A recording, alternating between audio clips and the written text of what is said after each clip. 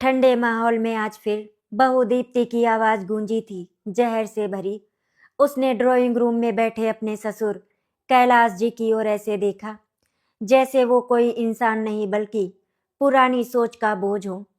पापा जी, मेरी बात कान खोलकर सुन लो।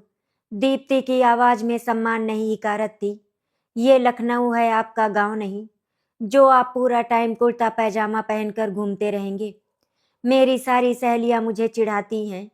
वो कहती हैं, और बताओ तुम्हारे गवार ससुर के क्या हालचाल है।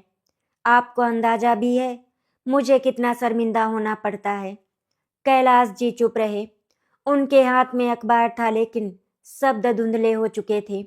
आंखों के सामने बस वही लड़की खड़ी थी जिसे उन्होंने बेटे की खुशी समझकर इस घर की बहू बनाया था।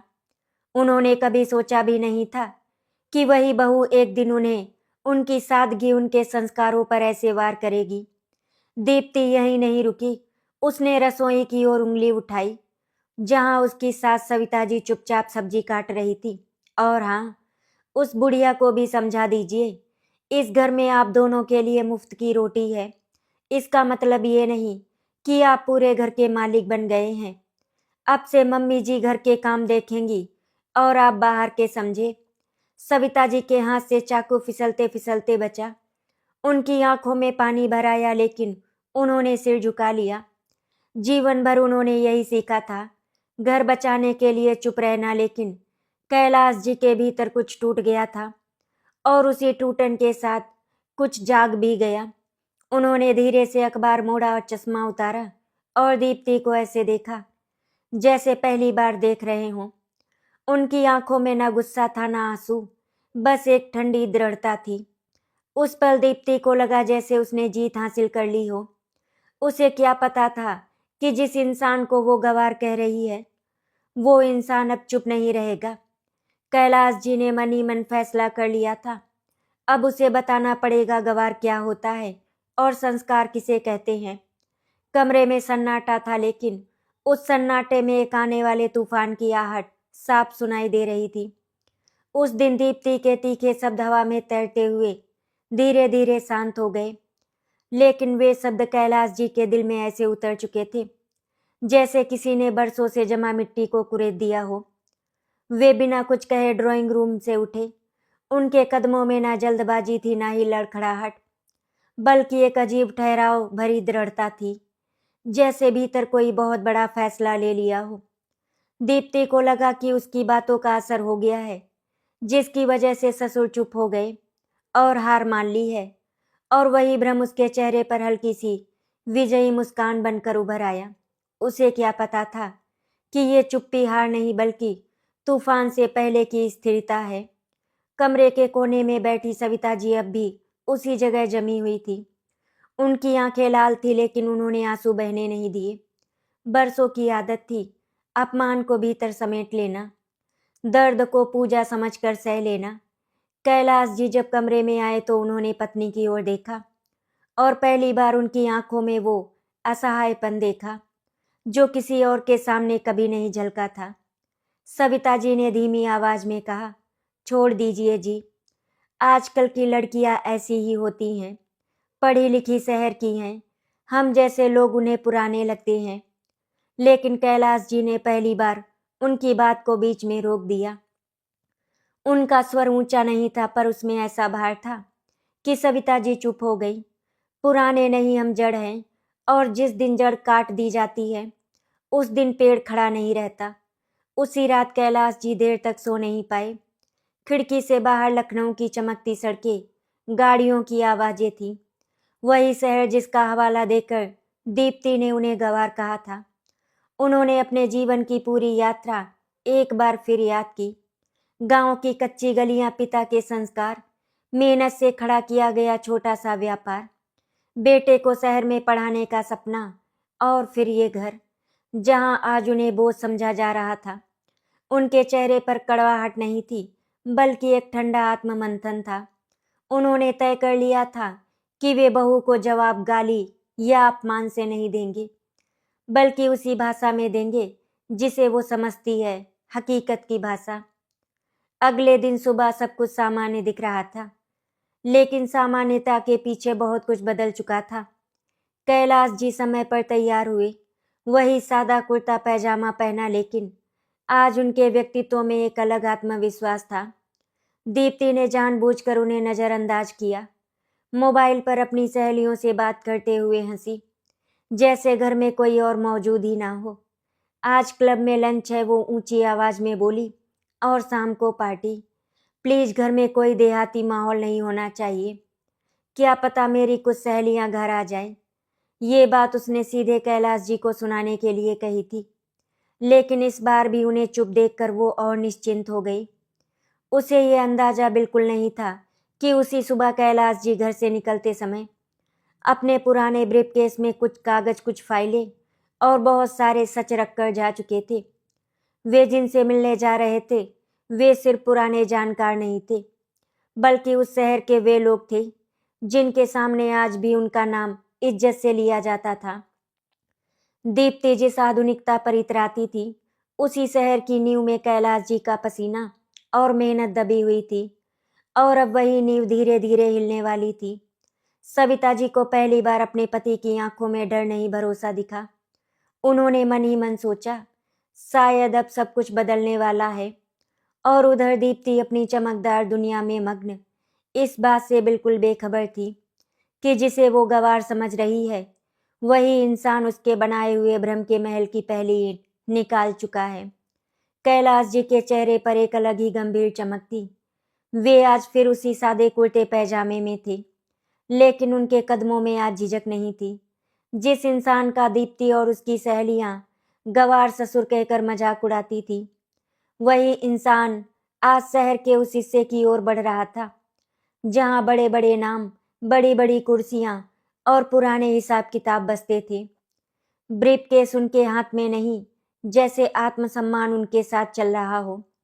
उन्होंने मन ही मन ठान लिया था, आज कोई शोर नहीं होगा, कोई तमाशा नहीं होगा, बस सच अपनी जगह पर रखा जाएगा। दीप्ति अपनी क्लब पार्टी से निकल चुकी थी। अब वो अपनी ही दुनिया में मग्न थी। आईने के सामने खड़ी होकर वो अपनी सहेलियों के व्हाट्सएप ग्रुप में वॉइस नोट भेज रही थी।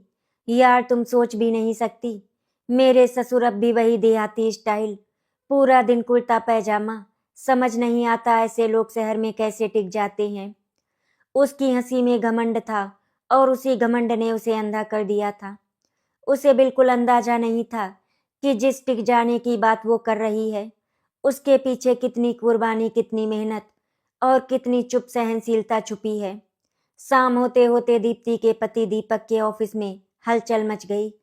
अचानक अकाउंट्स डिपार्टमेंट से फोन आया कि कुछ पुराने निवेशों और प्रॉपर्टी डील्स के कागजों में गड़बड़ी दिख रही है। दीपक हैरान था, क्योंकि ये वही डील्स थी जिन्हें उसने नया जमाना समझकर हल्के में लिया था। जब उसने पूछा कि ये सब अब क्यों निकल रहा है, तो जवाब मिला, सर ये फाइल्स आपके पापा जी खुद लेकर आए थे। उन्होंने कहा कि अब समय आ गया है सब साफ करने का। दीपक का दिल जोर से धड़क उठा। पहली बार उसे एहसास हुआ कि जिसे वो भी चुपचाप पुराना मान बैठा था, वही इंसान आज उसकी दुनिया की नींव हिला रहा है। शाम को जब दीप्ति पार्टी से लौटी, तो घर का माहौल बदला बदला था। सविता जी चुपचाप पूजा कर रही थी, लेकिन उनके चेहरे पर आज डर नहीं, बल्कि एक अजीब सा सुकून था। दीपक सोफे पर बैठा परेशान दिख रहा था। दीप्ति ने आते ही तंज कसा, क्या हुआ, सब ऐसे मुंह लटका कर क्यों बैठे हैं? दीपक ने पहली बार बिना उसकी तरफ देखे जवाब दिया, पापा ने आज जो किया है ना, उससे बहुत कुछ बदलने वाला है। दीप्ति हंस पड़ी, अरे छोड़ो भी, वो क्या ही कर लेंगे, गांव से आए लोग बस बातें ही कर सकते हैं। लेकिन उसी पल दरवाजा खुला और कैलाश जी अंदर आए। उनका चेहरा शांत था, लेकिन आंखों में एक ऐसी दृढ़ता थी जिसने दीप्ति की हंसी को वहीं रोक दिया।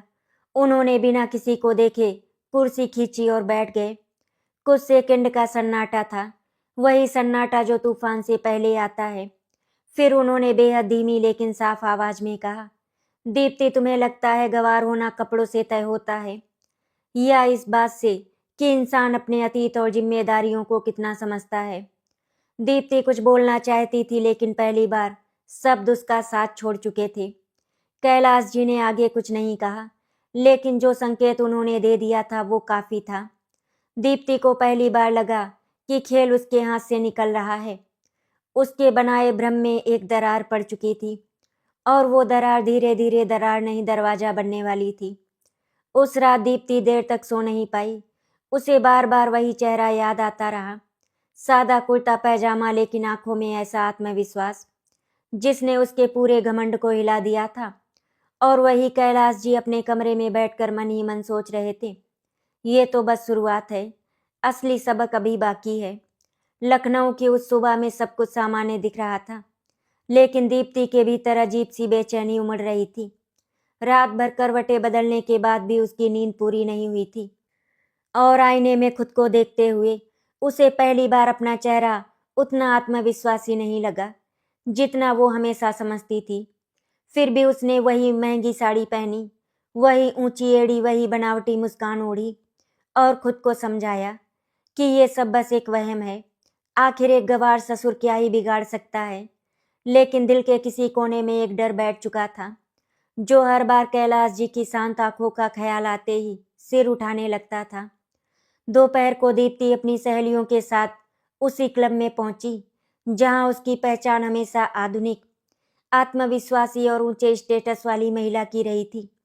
हंसी मजाक, कॉफी और सेल्फियों के बीच अचानक उसकी एक सहेली ने हल्के से तंज में कहा, वैसे दीप्ति तुम्हारे ससुर जी बड़े दिलचस्प इंसान हैं। दीप्ति चौंक गई। मतलब? उसने बनावटी हंसी के साथ पूछा। सहेली ने मोबाइल दिखाते हुए कहा, आज पापा के एक दोस्त आए थे, वो बता रहे थे कि तुम्हारे ससुर ने शहर के पुराने कारोबारियों के सामने कुछ ऐसे कागज रख दिए हैं कि कई बड़े लोग अब उनके सामने सीधे बैठने लगे हैं। सुनने में आया है कि तुम्हारे घर की सारी संपत्ति उन्हीं के नाम से खड़ी है। उस एक वाक्य ने दीप्ति के पैरों तले जमीन खिसका दी।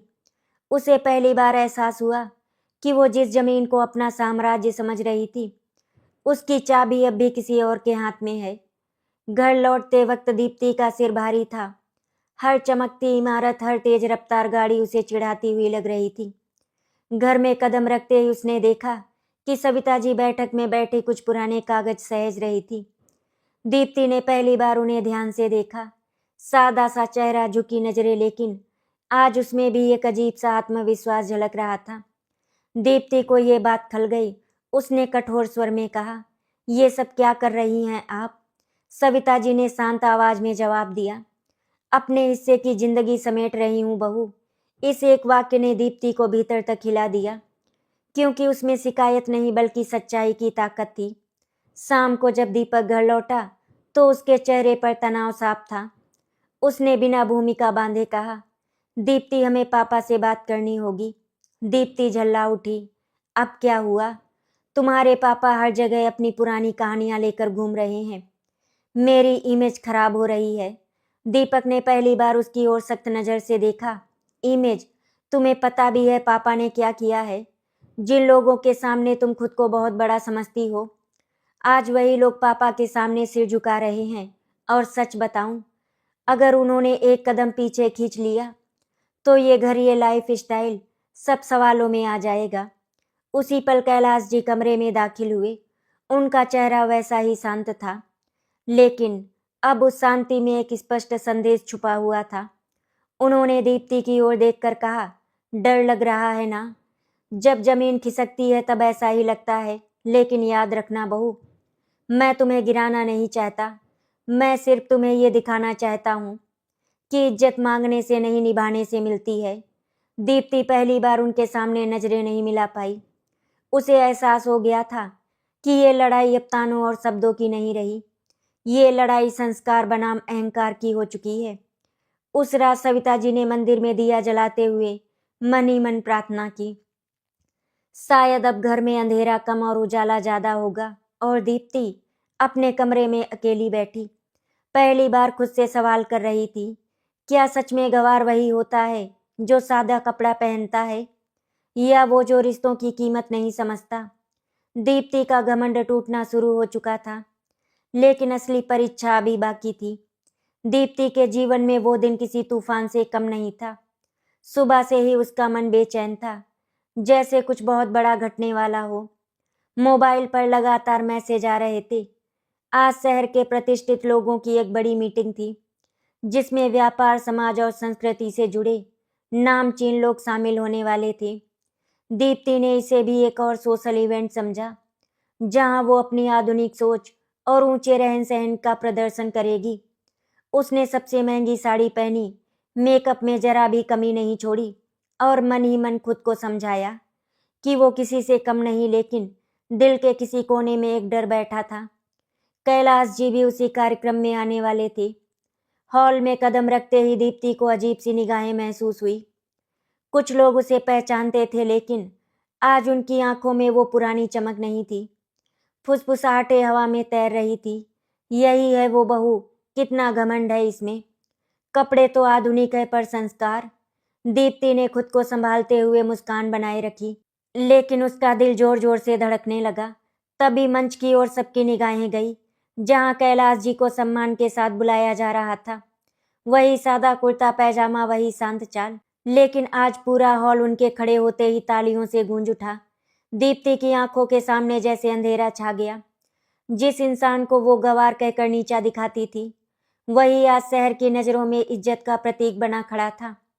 कैलाश जी ने मंच से कोई भाषण नहीं दिया, ना ही किसी को नीचा दिखाया। उन्होंने बस अपने जीवन का एक छोटा सा अनुभव साझा किया। कैसे सादगी में ताकत होती है, कैसे संस्कार कपड़ों से नहीं, व्यवहार से पहचाने जाते हैं, और कैसे नई पीढ़ी को पुरानी जड़ों से जुड़कर ही आगे बढ़ना चाहिए। उनके शब्दों में कटुता नहीं थी, लेकिन सच्चाई इतनी साफ थी कि हर किसी का दिल छू गई। दीप्ति की आंखों में आंसू आ गए, लेकिन वो रो नहीं पाई, क्योंकि उस रोने में पछतावे से ज्यादा शर्म थी। उसे पहली बार एहसास हुआ कि उसने जिस इंसान का मजाक उड़ाया, वही इंसान आज उसकी सबसे बड़ी पहचान का आधार था। कार्यक्रम के बाद जब लोग कैलाश जी से मिलने उमड़ पड़े, तो दीप्ति एक कोने में खड़ी रह गई। कोई उसकी ओर नहीं आया, ना किसी ने तारीफ की, ना ही उसे खास समझा। उसी पल सविता जी वहां पहुंची, सादी सी साड़ी, बिना किसी आडंबर के, लेकिन चेहरे पर एक अद्भुत शांति थी। उन्होंने दीप्ति की ओर देखा और बेहद सरल स्वर में कहा, देखा बहू, इज्जत शोर मचाने से नहीं मिलती, वो तो चुपचाप मिलती है जब इंसान सही होता है। ये वाक्य दीप्ति के दिल में किसी हथौड़े की तरह लगा। पहली बार उसे लगा कि उसकी सारी आधुनिकता, उसका सारा घमंड उस एक सादे सच के सामने बौना है। घर लौटते समय दीप्ति बिल्कुल खामोश थी। दीपक भी कुछ नहीं बोल रहा था। घर पहुंचकर दीप्ति सीधे अपने कमरे में चली गई और दरवाजा बंद कर लिया। आईने के सामने खड़ी होकर उसने खुद को देखा। महंगे कपड़े, सजी हुई शक्ल, लेकिन आंखों में खालीपन। उसे पहली बार एहसास हुआ कि उसने जिस गंवार शब्द को हथियार बनाया था, वही शब्द आज उसे सबसे ज्यादा चोट पहुंचा रहा था। दूसरी ओर कैलाश जी और सविता जी बैठक में बैठे थे। सविता जी की आंखों में हल्की नमी थी, लेकिन होठों पर सुकून था। कैलाश जी ने धीमे स्वर में कहा, अब फैसला उसके हाथ में है, वो बदलना चाहती है या टूटना। उस रात दीप्ति सो नहीं पाई।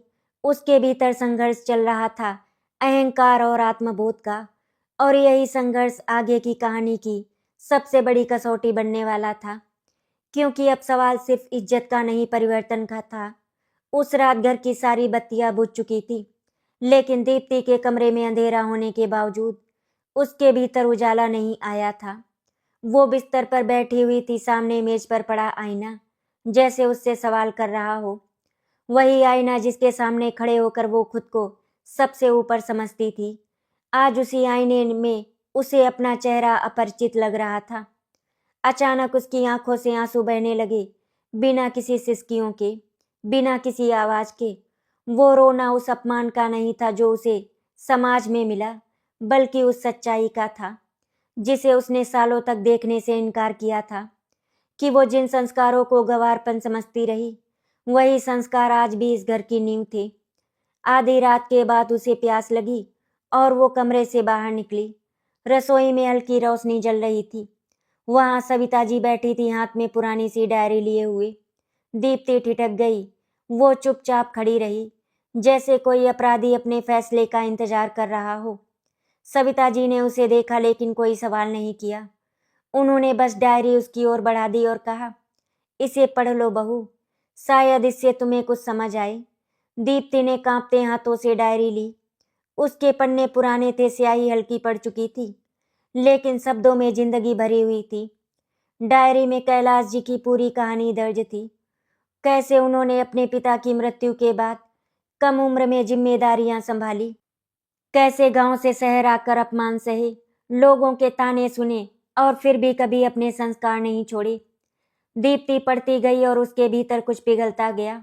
उसे पता चला कि जिस कोठी में वो आज ऐश कर रही है, उसकी नींव कैलाश जी ने अपने हाथों से उठाई ईंटों और रात की नींद खोकर रखी थी। सबसे ज्यादा उसे ये पढ़कर झटका लगा कि एक समय ऐसा भी आया था जब कैलाश जी ने शहर में टिके रहने के लिए अपने कपड़े बदलने की कोशिश की थी, लेकिन उन्हें लगा कि अगर उन्होंने अपनी पहचान छोड़ दी तो वो सब पाकर भी सब कुछ खो देंगे। उसी समय कैलाश जी रसोई के दरवाजे पर आकर खड़े हो गए। उन्होंने ना डायरी छीनी, ना कोई सवाल किया, बस इतना कहा, तुम्हें पता है दीप्ति, गंवार होना गरीबी नहीं है। गंवार होना होता है रिश्तों की कीमत ना समझना। और पढ़ा लिखा होकर भी अगर इंसान ये नहीं समझे तो वही असली गंवार होता है। दीप्ति की आंखों से आंसू बहते रहे। वो पहली बार उनके सामने झुकी, शब्दों में नहीं मन से। अगली सुबह घर का माहौल बदला हुआ था। दीप्ति ने पहली बार खुद रसोई में कदम रखा। सविता जी चौंक गई। दीप्ति ने धीमे स्वर में कहा, माँ मुझे सिखा दीजिए। ये माँ शब्द सविता जी के लिए किसी आशीर्वाद से कम नहीं था। उनकी आंखें भर आई, लेकिन उन्होंने मुस्कुराकर सिर हिला दिया।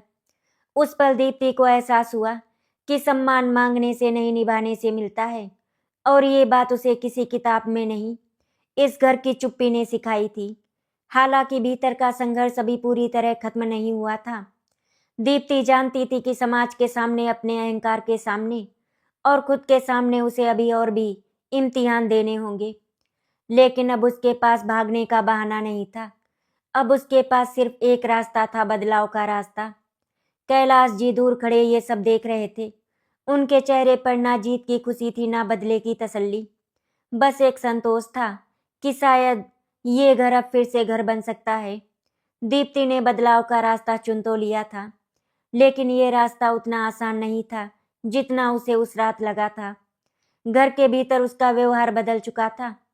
वो अब सविता जी के साथ बैठती, रसोई में हाथ बटाती, कैलाश जी के सामने सिर झुकाकर बात करती, लेकिन बाहर की दुनिया अभी भी वही थी जो उसे उसकी पुरानी छवि से पहचानती थी।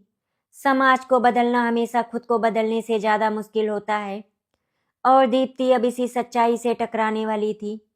उस दिन शहर में एक बड़ा पारिवारिक समारोह था। वही लोग, वही सहेलियां, वही रिश्तेदार जिनके सामने दीप्ति हमेशा अपने सास ससुर को पुराने और गंवार साबित करने में कोई कसर नहीं छोड़ती थी। दीप्ति ने बहुत देर तक सोचा कि वो वहां जाए या नहीं, लेकिन अंत में उसने तय किया कि अगर उसे सच में बदलना है तो उसे भागना नहीं, सामना करना होगा। उसने सादी सी साड़ी पहनी, ना ज्यादा मेकअप, ना बनावटी ठसक। जब वो हॉल में पहुंची तो कई निगाहें उस पर टिक गई, कुछ हैरानी से, कुछ मजाक से और कुछ तिरस्कार से। पहली ही सहेली ने तंज कस दिया, अरे दीप्ति आज क्या हुआ? क्लब वाली दीप्ति कहाँ है? और ये साड़ी वाड़ी? हंसी गूंज उठी। पहले दीप्ति भी हंसती, पलटकर ज्यादा तीखा तंज भी देती, लेकिन आज वो चुप रही। उस चुप्पी में कमजोरी नहीं थी, बल्कि एक ठहराव था। उसने गहरी सांस ली और शांत स्वर में कहा, आज मैं वही पहन रही हूँ जिसमें मुझे खुद से नजर मिलाने में शर्म ना आए। ये जवाब सुनकर लोग चौंक गए, लेकिन तंज रुक नहीं पाए। बातों बातों में वही विषय निकल आया, तुम्हारे ससुर जी अब भी वही कुर्ता पैजामा? किसी ने हंसते हुए कहा। दीप्ति का दिल जोर से धड़कने लगा। यही वो पल था जिससे वो डर रही थी। उसने चारों ओर देखा। सामने वही चेहरे थे जिनकी वाहवाही पाने के लिए उसने कभी अपने घर का अपमान किया था, और तभी उसने वो कर दिया जिसकी किसी को उम्मीद भी नहीं थी। उसने ऊंची आवाज में कहा, हाँ पहनते हैं, और मुझे उन पर गर्व है, क्योंकि वही कुर्ता पैजामा उस इंसान की पहचान है जिसने बिना शोर किए इस घर और इस शहर में अपनी जगह बनाई। हॉल में सन्नाटा छा गया। कुछ लोगों के चेहरे उतर गए, कुछ ने नजरें फेर ली। दीप्ति की आंखें नम थी लेकिन आवाज में कपकपी नहीं थी। उसने आगे कहा, मैंने उन्हें गंवार कहा था और आज समझ आया है कि असली गंवारपन क्या होता है। रिश्तों की कीमत ना समझना, अपने ही घर के लोगों को नीचा दिखाना, यही असली गंवारपन है। और वो गलती मैंने की।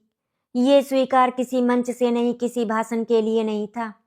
ये स्वीकार उसके भीतर की सबसे बड़ी लड़ाई का परिणाम था। घर लौटते समय दीप्ति चुप थी लेकिन उसका मन हल्का था। सविता जी ने दरवाजा खोला तो दीप्ति ने बिना कुछ कहे उनके पैर छू लिए। सविता जी की आंखों से आंसू बह निकले। ये आंसू दर्द के नहीं, उस सम्मान के थे जो बरसों बाद लौटा था। कैलाश जी दूर खड़े ये दृश्य देख रहे थे। उनके चेहरे पर पहली बार हल्की सी मुस्कान आई, लेकिन उन्होंने कुछ नहीं कहा। उन्हें पता था कि बदलाव को शब्दों की नहीं, समय की जरूरत होती है। लेकिन कहानी यहीं खत्म नहीं होने वाली थी। उसी रात एक फोन कॉल ने घर की शांति फिर से तोड़ दी। पुराने कारोबार से जुड़ा एक गंभीर मामला सामने आ गया था। ऐसा मामला जिसमें कैलाश जी का नाम, उनकी इज्जत और पूरे परिवार का भविष्य दांव पर लग सकता था। दीप्ति ने फोन पर दीपक की घबराई हुई आवाज सुनी और समझ गई, अब उसकी परीक्षा सिर्फ शब्दों की नहीं, कर्मों की होने वाली है। उस रात फोन कॉल के बाद घर में जैसे सन्नाटा नहीं, बल्कि बेचैनी फैल गई थी। दीपक के हाथ कांप रहे थे, चेहरे का रंग उड़ा हुआ था और उसकी आंखों में साफ दिख रहा था कि ये मामला साधारण नहीं है। कैलाश जी शांत थे लेकिन उनकी आंखों की गंभीरता बता रही थी कि उन्होंने हालात की गहराई समझ ली है। पुराने व्यापार से जुड़ा एक केस फिर से खुल गया था। किसी ने जानबूझकर कुछ दस्तावेजों को तोड़ मरोड़ कर पेश किया था ताकि ये साबित किया जा सके कि वर्षों पहले हुए एक सौदे में गलत नीयत थी। अगर आरोप साबित हो जाते तो न सिर्फ कैलाश जी की वर्षों की कमाई और प्रतिष्ठा मिट्टी में मिल जाती, बल्कि पूरा परिवार समाज के सामने शर्मसार हो जाता। दीप्ति ये सब चुपचाप सुन रही थी। कुछ महीने पहले होती तो शायद वो सबसे पहले खुद को इस मुसीबत से अलग कर लेती और कहती कि ये सब पुराने लोगों की पुरानी गलतियां हैं। लेकिन आज उसके भीतर कुछ और ही चल रहा था। उसे याद आया कि कैसे उसी समाज के सामने उसने अपने ससुर का अपमान किया था और कैसे आज वही समाज उन्हें गिराने का मौका ढूंढ रहा था। उसी क्षण दीप्ति ने मन ही मन फैसला कर लिया, अब वो पीछे नहीं हटेगी। ये लड़ाई सिर्फ कैलाश जी की नहीं, बल्कि उसके अपने आत्मसम्मान की भी है। अगले दिन घर में वकील, पुराने कागज, फाइलें और गंभीर चर्चाएं शुरू हो गई। माहौल भारी था। सविता जी हर किसी के लिए चाय बनाती रही लेकिन उनकी आंखों में डर साफ झलक रहा था। तभी दीप्ति ने वो किया जिसकी किसी ने उम्मीद नहीं की थी। वो खुद आगे बढ़ी और बोली, पापा जी, जिन लोगों ने ये आरोप लगाए हैं उनमें से कुछ को मैं जानती हूँ। वही लोग जो मेरे साथ पार्टियों में हंसते थे आज पीठ में छुरा घोंप रहे हैं। ये कहते हुए उसकी आवाज में ना शर्म थी ना डर, बस दृढ़ता थी। कैलाश जी ने पहली बार उसे ध्यान से देखा, जैसे आज वो सच में बहू नहीं साथी बनकर खड़ी हो। दीप्ति ने आगे बताया कि कैसे उन लोगों की बातचीत, उनके मैसेज और उनकी चालें उसने पहले भी देखी थी लेकिन तब नजरअंदाज कर दिया था। आज उसने वही सब सबूत के तौर पर सामने रखने का फैसला किया। दीपक हैरान था। सविता जी की आंखें भर आई और कैलाश जी के चेहरे पर पहली बार राहत की हल्की लकीर उभरी। उन्होंने शांत स्वर में कहा, बहू, ये रास्ता आसान नहीं होगा। जो सच का साथ देता है उसे सबसे पहले निशाना बनाया जाता है। दीप्ति ने बिना हिचक कहा, अगर सच का साथ देना गंवारपन है तो मुझे गंवार कहलाना मंजूर है। जैसे जैसे मामला आगे बढ़ा दीप्ति पर दबाव पड़ने लगा। वही सहेलियां जो कभी उसकी तारीफ करती थी अब उसे फोन करके धमकाने लगी। कभी इमेज खराब होने की बात, कभी रिश्ते टूटने की। लेकिन दीप्ति हर कॉल के बाद और मजबूत होती गई। उसे सब साफ दिखने लगा था कि आधुनिकता का मुखौटा पहनकर कितने लोग भीतर से खोखले होते हैं। उसने पहली बार समझा कि असली हिम्मत ऊंची आवाज में बोलने से नहीं, बल्कि सही के साथ खड़े रहने में होती है। एक शाम जब सब थक चुके थे, कैलाश जी अकेले आंगन में बैठे थे। दीप्ति उनके पास जाकर चुपचाप खड़ी हो गई। कुछ देर बाद उसने धीमे स्वर में कहा, पापा जी, मैंने आपको बहुत दुख दिया, लेकिन आज अगर आपके साथ खड़ी हूं तो ये किसी एहसान के लिए नहीं, बल्कि इसलिए कि मैंने आपसे इंसान बनना सीखा है। कैलाश जी की आंखें नम हो गईं। उन्होंने पहली बार दीप्ति के सिर पर हाथ रखा। ये स्पर्श किसी जीत का नहीं बल्कि स्वीकार का था। लेकिन संकट अभी पूरी तरह टला नहीं था। अदालत की तारीख नजदीक थी और फैसला आने वाला था। ऐसा फैसला जो या तो सब कुछ छीन लेगा या फिर इस परिवार को पहले से कहीं ज्यादा मजबूत बना देगा। अदालत के बाहर उस दिन अजीब सी खामोशी थी, जैसे हवा भी फैसले का इंतजार कर रही हो। कैलाश जी सादे कुर्ते पैजामे में खड़े थे, वही पहनावा जो कभी मजाक का विषय बना था, आज आत्मविश्वास की ढाल बन चुका था। उनके चेहरे पर घबराहट नहीं थी, बल्कि वर्षों की सच्चाई का ठहराव था। सविता जी चुपचाप उनके पास बैठी थी, हाथ में माला थी, होठों पर प्रार्थना। दीपक बार बार घड़ी देख रहा था और दीप्ति आज बिल्कुल अलग दिख रही थी। उसकी आंखों में डर था, लेकिन उससे बड़ा संकल्प भी। आज अगर सच के लिए खड़ा होना पड़ा तो वो किसी कीमत पर पीछे नहीं हटेगी। अदालत की कार्यवाही शुरू हुई। आरोप लगाने वालों की तरफ से बड़े बड़े शब्द उछाले गए। धोखाधड़ी, छल, पुराने सौदों में गड़बड़ी। वे जानते थे कि शोर जितना बड़ा होगा सच्चाई उतनी दबेगी। कुछ पल के लिए माहौल भारी हो गया। दीप्ति ने देखा कि कैसे वही लोग जिनके साथ उसने कभी हंसते हुए कॉफी पी थी, आज उसके ससुर को अपराधी साबित करने पर तुले हुए थे। उसके भीतर गुस्सा उभरा, लेकिन उसने खुद को संभाला। आज भावनाओं का नहीं, सच का दिन था। जब बचाव पक्ष की बारी आई तो कैलाश जी ने खुद खड़े होकर बोलने की अनुमति मांगी। अदालत में सन्नाटा छा गया। उन्होंने ऊंची आवाज में नहीं बल्कि बेहद शांत और स्पष्ट शब्दों में अपनी बात रखी। कैसे हर सौदा नियमों के तहत हुआ, कैसे हर कागज पर मेहनत और ईमानदारी की मोहर लगी थी। लेकिन असली मोड़ तब आया जब दीप्ति आगे बढ़ी। पूरे हॉल की निगाहें उस पर टिक गई। ये वही दीप्ति थी जो कभी इसी समाज के सामने अपने ससुर को गंवार कहकर नीचा दिखाती थी, और आज वही दीप्ति उनके लिए ढाल बनकर खड़ी थी। दीप्ति ने अदालत के सामने वे मैसेज रिकॉर्डिंग्स और दस्तावेज रखे थे जो उसने संभाल कर रखे थे। उसने साफ कहा कि आरोप लगाने वाले ने ही मिलकर कागजों में हेराफेरी की थी ताकि एक ईमानदार इंसान को गिराया जा सके। उसकी आवाज में नाटकीयता नहीं थी, लेकिन सच्चाई की ताकत थी। जज के चेहरे पर गंभीरता साफ दिख रही थी। हर सवाल का जवाब दीप्ति ने बिना झिझक दिया, क्योंकि आज उसके पास छुपाने के लिए कुछ नहीं था। एक एक कर झूठ की परतें खुलने लगी। जो लोग खुद को बहुत चालाक समझ रहे थे, उनके बयान आपस में टकराने लगे। अदालत में फुसफुसाहटें शुरू हो गईं। सविता जी की आंखों से आंसू बह निकले, डर के नहीं, उस राहत के जो वर्षों की तपस्या के बाद मिलती है। कैलाश जी ने दीप्ति की ओर देखा। उनकी आंखों में गर्व था, लेकिन उससे भी ज्यादा संतोष कि उनकी बहू ने आज रिश्तों की कीमत समझ ली है। अंततः जज ने कार्यवाही रोकते हुए कहा कि प्रस्तुत साक्ष्य स्पष्ट है, आरोप निराधार है और जानबूझकर साजिश रची गई थी। अदालत में जैसे सांसें लौट आईं, दीप्ति के पैरों तले से बोझ हट गया। दीपक ने गहरी सांस ली। कैलाश जी ने आंखें बंद कर एक पल के लिए भगवान का धन्यवाद किया। बिना दिखावे के, बिना शोर के, लेकिन असली फैसला अभी बाकी था। कानूनी नहीं बल्कि जीवन का फैसला। अदालत से बाहर निकलते समय मीडिया के सवाल दीप्ति की ओर बढ़े। आप कुछ कहना चाहेंगी? दीप्ति ने एक पल सोचा और फिर शांत स्वर में कहा, आज ये साबित हो गया कि सादगी कमजोरी नहीं होती, और जिसने सच का साथ दिया वही असली विजेता है। उसके शब्द छोटे थे, लेकिन असर गहरा था। घर लौटते वक्त गाड़ी में सन्नाटा था, पर वो सन्नाटा बोझिल नहीं था। वो सन्नाटा उस शांति का था जो तूफान के बाद आती है। अदालत से लौटने के बाद उस घर में अजीब सी शांति थी। ऐसी शांति जो किसी जीत के शोर से नहीं बल्कि भीतर की हलचल के थम जाने से पैदा होती है। ड्राइंग रूम में वही फर्नीचर, वही दीवारें, वही तस्वीरें थी, लेकिन घर का माहौल बदल चुका था। सविता जी ने बिना किसी से कुछ कहे चाय बनाई और सबके सामने रख दी।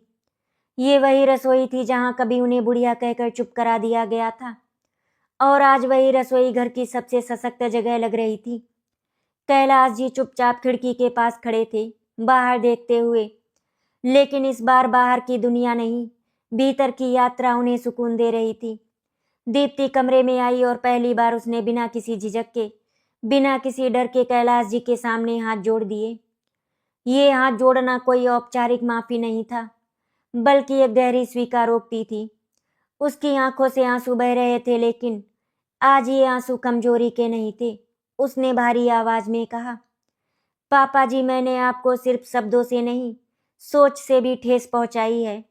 मैंने समझ लिया था कि शहर, कपड़े और दिखावा ही समझदारी है, लेकिन आज अदालत में नहीं, अपने भीतर हार कर समझ आया कि असली गवार तो मैं थी, जो रिश्तों की कीमत नहीं समझ पाई। कमरे में सन्नाटा था, लेकिन वो सन्नाटा अब दर्द नहीं, उपचार बन चुका था। कैलाश जी ने धीरे से उसकी ओर देखा। उनकी आंखों में ना गुस्सा था, ना अहंकार और ना ही जीत का भाव। उन्होंने बस इतना कहा, बहु इंसान गलती करता है, यही इंसान होना है। लेकिन जो अपनी गलती समझ ले, वही सच में पढ़ा लिखा होता है, और जो अपनी जड़ों से जुड़ा रहे वही मजबूत होता है। ये कहते हुए उन्होंने दीप्ति के सिर पर हाथ रखा। उस स्पर्श में वर्षों की पीड़ा नहीं, बल्कि आने वाले कल का आशीर्वाद था। सविता जी ये दृश्य देखकर रो पड़ी, लेकिन आज उनका रोना टूटने का नहीं, जुड़ने का था। कुछ दिनों बाद उसी घर में एक छोटा सा आयोजन हुआ।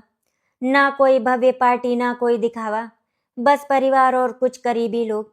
दीप्ति ने खुद सबके सामने बात रखी। उसने साफ कहा कि उसने आधुनिकता के नाम पर अपने घर के सबसे कीमती लोगों को नीचा दिखाया था, और आज वो उनसे ही सीख कर खड़ी है। उसकी सहेलियां भी वहां थी, कुछ चुप थी, कुछ शर्मिंदा और कुछ सोच में डूबी हुई। दीप्ति ने मुस्कुराकर कहा, आज मैं गर्व से कहती हूँ, अगर सादगी, ईमानदारी और रिश्तों की कद्र करना गंवारपन है, तो मुझे वही गंवार होना मंजूर है। ये वाक्य किसी को चुभा नहीं, बल्कि कई दिलों में उतर गया। समय बीतने लगा, घर में बदलाव दिखने लगा।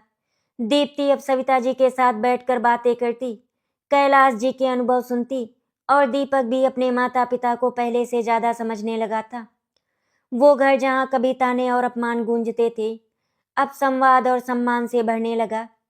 कैलाश जी वही कुर्ता पैजामा पहनते रहे, लेकिन अब उसे देखकर कोई हंसता नहीं था, क्योंकि अब लोग जानते थे कि कपड़े नहीं, किरदार इंसान को बड़ा बनाते हैं। एक शाम दीप्ति छत पर खड़ी लखनऊ की रोशनियों को देख रही थी। वही शहर जिसे कभी उसने अपने अहंकार का आधार बनाया था, आज उसे एक सीख दे रहा था।